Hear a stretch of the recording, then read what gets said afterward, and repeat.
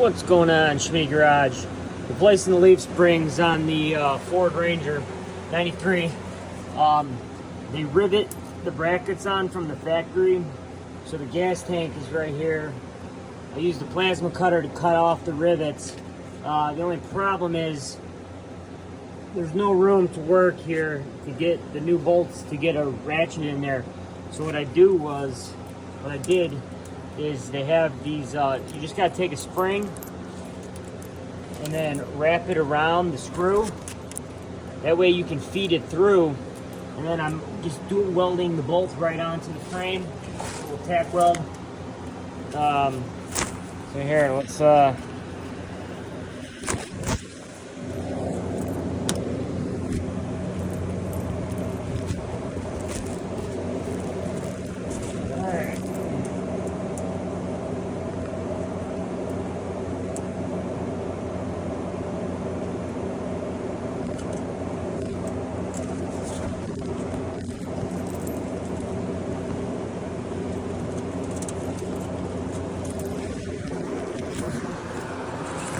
Alright, so I fed it through the hole,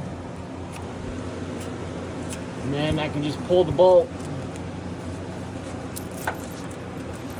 through here.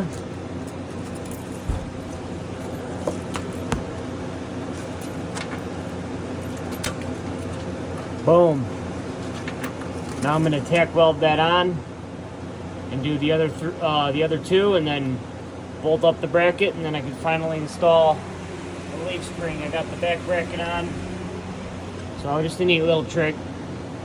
If anyone has to get a bolt in a spot that's really hard to get to, and then I'll repaint the frame once I'm done doing the welding. Peace.